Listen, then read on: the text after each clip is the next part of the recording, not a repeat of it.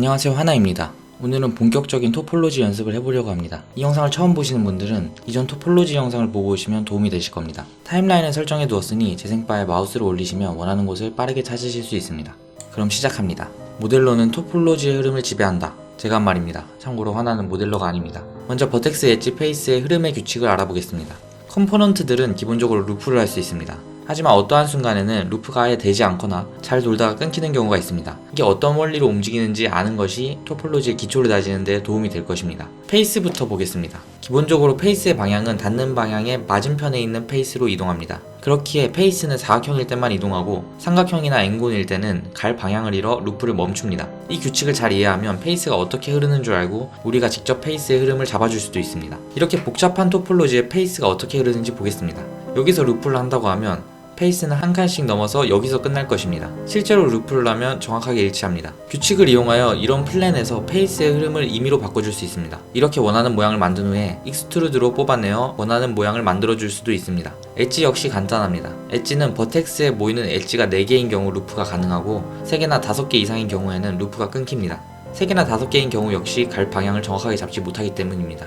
여기 복잡한 토폴로지에 엣지가 어떻게 흐르는지 보겠습니다. 여기서 루프를 한다고 하면 엣지는 한 칸씩 넘어서 여기서 끝날 것입니다. 실제로 루프를 하면 정확하게 일치합니다. 규칙을 이용하여 이런 플랜에서 엣지의 흐름을 임의로 바꿔줄 수 있습니다. 이렇게 원하는 모양을 만든 후에 베벨을 주고 익스트루드로 밀어주어 원하는 모양을 만들어줄 수도 있습니다. 버텍스 역시 엣지와 규칙이 동일하기에 엣지의 흐름과 버텍스의 흐름은 일치합니다. 모델링의 와이어프레임을 보고 모델링을 잘했다 못했다 판가름하는 기준은 바로 이 토폴로지의 흐름입니다. 그러기 위해서는 어쩌다 보니 만들어진 토폴로지의 흐름이 아닌 우리가 모델링을 시작할 때부터 의도했던 흐름을 만들어줄 때 더 좋고 매끈한 모델링이 나올 수 있을 것입니다. 두 번째로는 서포트 엣지의 원리에 대해 보겠습니다. 각을 잡는 데 있어 어려움을 느끼시는 분들이 있을 것입니다. 이럴 땐 이렇게, 저럴 땐 저렇게, 하지만 정리도 잘 안되고 뭔가 정리를 해도 확신이 안 서는 경우가 있을 것입니다. 정리가 안 되신 분들을 위해 하나가 각을 어떻게 잡을지 정해드리겠습니다.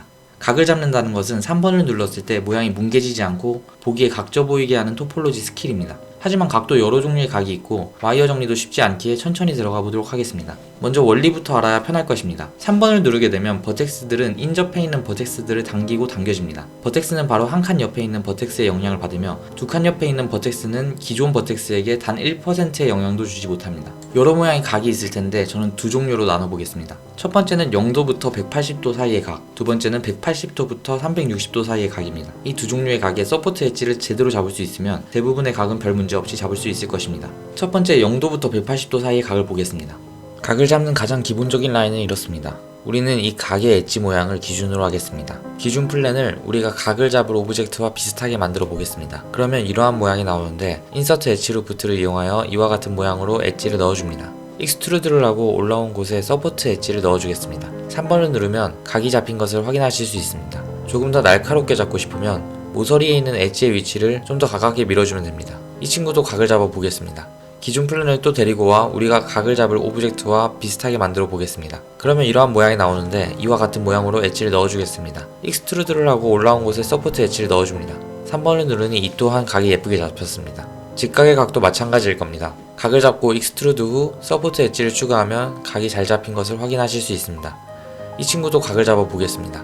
기존 플랜을 또 데리고 와 우리가 각을 잡을 오브젝트와 비슷하게 만들어 보겠습니다. 그러면 이러한 모양이 나오는데 이와 같은 모양으로 엣지를 넣어주겠습니다. 익스트루드를 하고 올라온 곳에 서포트 엣지를 넣어줍니다. 3번을 누르니 이 또한 각이 예쁘게 잡혔습니다. 마지막 각도 마저 잡아보겠습니다. 기준 플랜을 우리가 잡을 각과 비슷한 모양으로 만들어 보겠습니다. 이 모양대로 엣지를 넣어주고 익스트루드를 한 후 서포트 엣지를 넣어줍니다. 3번을 누르니 역시 각이 잘 잡혔습니다. 제가 각을 잡은 5개의 오브젝트는 사실 모양은 달라도 각을 잡기 위한 엣지의 모양은 같습니다. 그러므로 여러분들은 이러한 모양을 기억해 두었다가 0도부터 180도 사이의 각을 잡을 때 유용하게 사용해 주시면 됩니다. 두 번째는 180도부터 360도 사이의 각을 보겠습니다. 180도 이상의 각을 잡아야 할 때는 바로 옆에 엣지를 훔쳐와야 한다 라는 것을 기억해 주시면 쉽습니다. 이러한 모양의 오브젝트에서 서포트 엣지를 추가하는 연습을 해보겠습니다. 모서리니까 일단 끝쪽에 서포트 엣지를 하나씩 추가해 봅니다. 하지만 토폴로지의 흐름이 제가 원하는 방향이 아닙니다. 저는 이러한 방향으로 흐르기를 원합니다. 각을 잡아야 하는 모서리에는 3개의 버텍스가 있어야 합니다. 그러기 위해서 위쪽에 있는 버텍스에 멀티컷으로 서포트 엣지를 연결해 줍니다. 그리고 버텍스에서 대각선으로 엣지를 만들어주고 기존에 연결되어 있던 엣지는 지워주겠습니다. 윗부분을 보면 이렇게 엣지가 몰려있는데 이렇게 되면 원치 않는 각이 잡히게 되기에 이런 엣지 몰림을 정리해줘야 합니다. 몰리는 선 중 안쪽 선들을 지워주고 위 버텍스와 아래 버텍스를 연결해 정리해줍니다. 하나는 개인적으로 이러한 방법을 엣지를 훔쳐온다고 표현하고 있습니다. 익스트루드를 하고 서포트 엣지를 하나씩 넣어준 후 3번을 눌러 확인해봅니다. 각이 잘 잡혔고 만약 각을 더 날카롭게 하고 싶다면 엣지를 잡고 슬라이드로 가운데 쪽으로 더 가까이 붙여줍니다. 다음 오브젝트도 작업을 해보겠습니다. 3개의 버텍스를 만들어주기 위해서 위에 있는 버텍스에 서포트 엣지를 연결해줍니다. 기존에 연결되어 있던 엣지를 지워 엣지를 훔쳐옵니다. 엣지를 지우고 남은 공간을 가운데 엣지를 하나 만들어 정리해줍니다. 익스트루드를 하고 서포트 엣지를 하나씩 넣은 후 3번을 눌러 확인해보니 잘 잡혔습니다. 마지막 친구도 각을 잡아보겠습니다. 이전과 똑같이 위에 버텍스에 엣지를 연결하여 양 옆에 엣지를 다 훔쳐옵니다. 와이어를 정리해주고 익스트루드를 해준 후 서포트 엣지를 넣어줍니다. 3번을 눌러 확인해보니 이 또한 각이 잘 잡혔습니다. 오늘 영상에서는 토폴로지의 흐름과 서포트 엣지를 넣는 기본 방법에 대해 배워보았습니다. 오늘 알려드린 개념들은 어떤 학원에서는 직접적으로 설명해주지 않아서 모델링을 몇 달을 해왔지만 어렴풋이 알고는 있어도 이렇게 직접적으로는 처음 들어보시는 분들도 아마 계실 겁니다. 제 영상을 보고 조금이나마 기억하고 계시면 나중에 각을 잡을 때 좀 더 수월하고 고민 없이 잡을 수 있을 것입니다. 다음 영상 역시 토폴로지를 계속 다뤄보도록 하겠습니다. 영상이 도움이 되셨다면 구독, 좋아요, 댓글, 알림 설정 그리고 옆에 있는 친구한테 추천해주시면 좋겠습니다. 끝까지 시청해주셔서 감사합니다. 하나였습니다.